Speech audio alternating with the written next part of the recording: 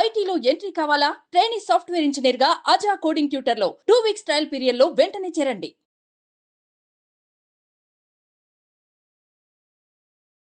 నమస్తే, welcome back to Suman TV. నేను మీ సంజయ్. ఈరోజు మనతో పాటు ఉన్నారు ఎమోషనల్ వెల్నెస్ కోచ్ మరియు మోటివేషనల్ స్పీకర్ హరిత అక్కల గారు. ఆమెతో మాట్లాడి కొన్ని విషయాలు తెలుసుకుందాం.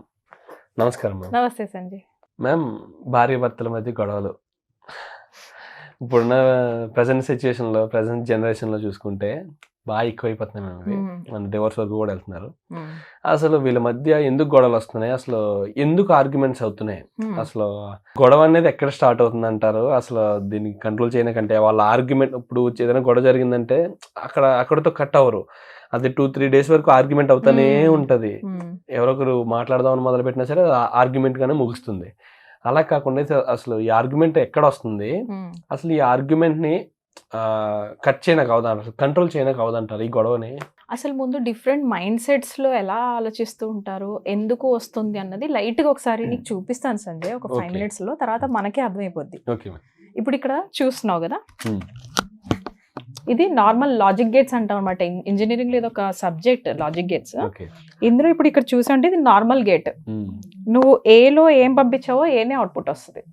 అంటే సపోజ్ ఏలో నువ్వు 0 పంపిస్తే 0నే, 1 పంపిస్తే 1. ఇది వచ్చి నాట్ గేట్. యా, నువ్వు ఇక్కడ 0 పంపిస్తే 1 వస్తుంది, 1 పంపిస్తే 0 వస్తుంది. కాంప్లిమెంటరీ అనమాట ఇది. ఇప్పుడు ఇది హస్బెండ్ కానీ వైఫ్ కానీ, మా ఆయన ఏదంటే అది పర్లేదులే, మా ఆవిడ ఏమంటే అది పర్లేదులే అనుకున్నప్పుడు గొడవలు రావు ఈ మైండ్ సెట్ పీపుల్తోని.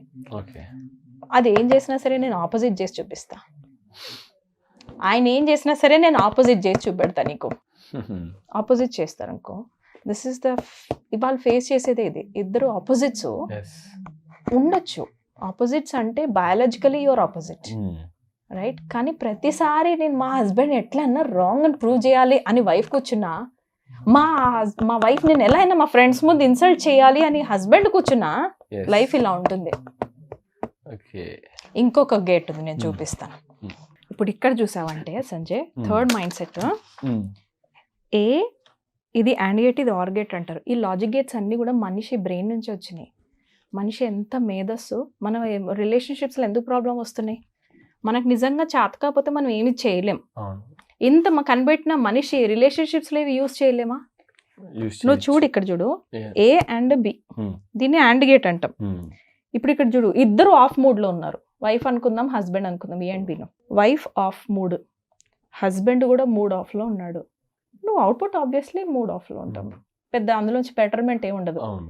యాండ్ గేట్ లాగా అంటే మనం ఇద్దరం అలా ఉన్నారు అని అంటే వైఫ్ అండ్ హస్బెండ్స్ ఎలా ఉంటుంది? సపోజ్ వైఫ్ మూడ్ ఆఫ్ లో ఉంది, హస్బెండ్ మూడ్ బెటర్ గానే ఉంది. ఈ యాండ్ గేట్ పర్సన్స్ ఎలా ఉంటారంటే 0. అంటే వాళ్ళలో పవర్ లేదనమాట. ఇక్కడ స్పౌజ్ లో అంత పవర్ ఉండదు. పక్కన వాళ్ళు మూడ్ ఆఫ్ చేస్తే కూడా పైకి తీసుకొచ్చే ఓపిక ఉండదు, ఇంట్రెస్ట్ కూడా ఉండదు. వైఫ్ బాగుంది, హస్బెండ్ మూడ్ ఆఫ్ లో ఉన్నారు, పట్టించుకోరు. ఆయన వచ్చేది లేదు, వెళ్ళిపోయింది తెలీదు, ఆయన తిన్నది తెలియదు, టేబుల్ మీద అన్నం ఉందో లేదో కూడా పట్టించుకొని వాళ్ళు ఉన్నారు. వాళ్ళ మ్యారేజ్ కూడా ఇలానే ఉంటుంది. ఇద్దరు మూడ్లో బాగానే ఉన్నాం, హాలిడేకి వెళ్దాం, వస్తాం. మరి ఎలా ఉండాలి మనం? ఆర్ గేట్ నాకు చాలా ఇష్టం. ఈ ఆర్ గేట్, సపోజ్ నేను బాగున్నాను, మా ఆయన బాగున్నారు, 0 మూడ్ ఆఫ్ పర్లేదు. Worst case 1 condition is okay man. నేను మూడ్ ఆఫ్ లో ఉన్నాను, మా ఆయన బాగానే ఉన్నారు. ఆయనలో ఎంత పవర్ ఉండాలి?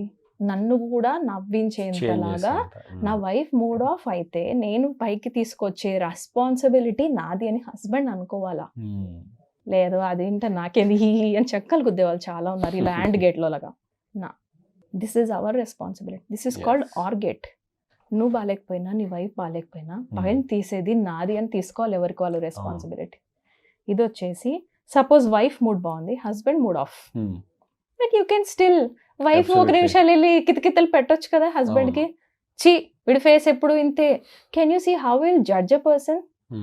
మూడ్ పైకి తీసుకురావడానికి I don't mean any bed side bedroom scenes గురించి ఏం మాట్లాడలేదు, నార్మల్ ఎమోషనల్ మూడ్ గురించి మాట్లాడుతున్నా. ఎవరన్నా లోగా ఉన్నారు, పైకి తీసుకురావడం 2 నిమిషాల నుంచి మాక్సిమం 30 seconds to 2 minutes పని తెలుసా? కితకితలు పెడితే మనిషి నవ్వుతాడు కదా, ఫేక్ నవ్వైనా పర్లేదు, స్మైల్ నుంచి రియల్ స్మైల్లో 2 నిమిషాల్లో కన్వర్ట్ అవుతుంది. అంత ఇంట్రెస్ట్ కూడా ఉంటుంది కొంతమంది వైఫ్స్కి, ఫ్రాంక్గా చెప్తున్నా కొంతమందికి. ఇద్దరు ఆన్లో ఉన్నప్పుడు ఎట్లన్నా నువ్వు మంచి మూడ్లో ఉంటావు, నువ్వేంది పెద్ద తేడాగా. అవును. So become this OR gate. Marriage దేనికి చేసుకున్నాం? ఎవరైనా ఒక్కరు బాగాలేకపోయినా ఇద్దరం కలిపి సంసారాన్ని నడిపించాలి. ఆఫ్ ఎప్పుడు ఇద్దరం మూడ్ ఆఫ్లో ఉన్నాం అనుకున్న worst case, give your self some space. కొద్దిసేపు నువ్వు నీ స్పేస్లోకి వెళ్ళు, నేను నా స్పేస్లోకి వెళ్తాను, అంతేగాని ఇద్దరం వచ్చి కొట్టుకోవద్దు. ఆర్గ్యుమెంట్స్ ఎప్పుడవుతాయంటే నేను కూడా ఎమోషనల్లీ బర్న్ట్ అయిపోయింది, నాలో ఎనర్జీ లేదు, ఫిజికల్గా ఎమోషనల్గా నేను అలసిపోయాను. అలానే స్పౌస్ కండిషన్ కూడా ఉంది, వాళ్ళు ఫిజికల్గా ఎమోషనల్గా అలసిపోయి ఉన్నారు, అప్పుడే ఆర్గ్యుమెంట్స్ అయితే. నేను ఇంకోటి చెప్తాను, ఫస్ట్ మంచిగా తిని కూర్చోండి, 90% ఆర్గ్యుమెంట్లే అవ్వవు. తిన్నారు సంజయ్, అబ్జర్వ్ చేయి, this is really psychological thing. తినకుండా ఎంటీ స్టమక్తోని మనం ప్రాపర్ డెసిషన్స్ తీసుకోలేం. అవును. ఎంటీ స్టమక్తో ఎదురెదురుగా పార్ట్నర్ ఉన్నప్పుడు ఇరిటేట్ తొందరగా అవుతాం. నీకు అందరూ నచ్చుతారు, నేను మాత్రం నచ్చను, నేను అంటేనే నీకు పడదు అని వైఫ్ అనుకుంటుంది. నో నో నో నో, వాళ్ళకి ఆకలి వేసినప్పుడు ఎవరైనా కానీ అట్లనే రియాక్ట్ అవుతారు. ముందు హ్యాపీగా వైఫ్ని అడిగితే నేను తినేసి ఫుడ్ ఆర్డర్ పెట్టుకొని తినేసి తర్వాత మాట్లాడుకోండి, డెఫినెట్గా there will be a difference. Wife and husbands రోజు మొత్తంలో అట్లీస్ట్ 10 నిమిషాలు కళ్ళలో కళ్ళు చూసి మాట్లాడుకోవాలంట. 10 minutes, పోనీ మొత్తం 24 hours వద్దు, 10 minutes. మరి లవర్స్ కింద ఉన్నప్పుడు పాసిబుల్ అవుతుంది కదా. ఎంగేజ్మెంట్ అయ్యి మ్యారేజ్ లోపల 10 minutes కాదు, గంటలు గంటలు అసలు హనీమూన్లో ట్రిప్పులు వేసుకోవడానికి టైం ఉన్నప్పుడు రోజు మొత్తంలో హస్బెండ్కి 10 నిమిషాలు దొరకదా వైఫ్ని కళ్ళలో కలిపెట్టి చూడడానికి? Husband should prioritise wife, wife should respect a husband. ఆయన ఎంత సంపాదన తీసుకొచ్చినా సరే ముందు వైఫ్ మనసులో అనుకోవాలి, మా ఆయన తెస్తుంది నాకు సరిపోతుంది అని.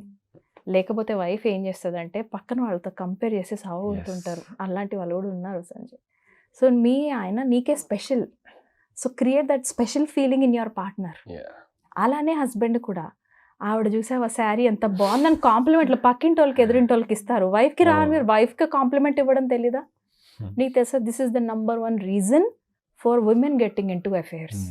ఏంటి అంటే హస్బెండ్ వైఫ్ని కాంప్లిమెంట్ ఇవ్వడం మర్చిపోతాడట. ఎప్పుడైతే ఆ ఉమెన్లో అది వాంటింగ్ ఉంటుంది, నన్ను అప్రిషియేట్ చేయాలి అన్నది అమ్మాయిలో చాలా ఎక్కువ ఉంటుంది అబ్బాయిలతో కంపేర్ చేస్తే. ఆ అప్రిసియేషన్ ఎప్పుడైతే తగ్గిపోతుందో వీ విల్ సర్చ్, అదే వెతుకుతారు ఆడవాళ్ళు.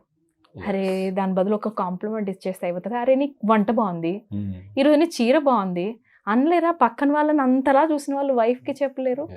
This is all about your mindsets బాబా, it's not about others. Yeah, so ఇలా లాజిక్ గేట్స్ అంటే ఇవన్నీ కూడా మనిషి సృష్టించినవే. It's about your neural parts. చిన్న చిన్న వాటికి పెద్ద దాకా గొడవలు వెళ్ళిపోయి డివోర్స్ దాకా ఆర్గ్యుమెంట్స్ లోకి వెళ్తారు. And that is not allowed. Yeah, not allowed. And చిన్న చిన్న ట్రిక్స్ అని అనకూడదు వీటిని, అండ్ డైలీ లైఫ్ లో ఖచ్చితంగా చేయాల్సిన పనులు, బేసిక్ లాజిక్స్. అబ్సల్యూట్లీ. ఇప్పుడు భార్య మూడ్ ఆఫ్ లో ఉందంటే భర్త మాట్లాడడం కూడా అక్కడ చిన్న ఈగో ఫీలింగ్ అని రకరకాలు పెట్టుకుంటుంటారు. ఎందుకు, తన భార్య కదా. చలో బయటకు వెళ్దామా అంటే మూడ్ ఆఫ్ నుంచి బయటికి రారు. అబ్సల్యూట్లీ. యా అనరు. ఎవరు she is important and you are important. Both are important for the kids.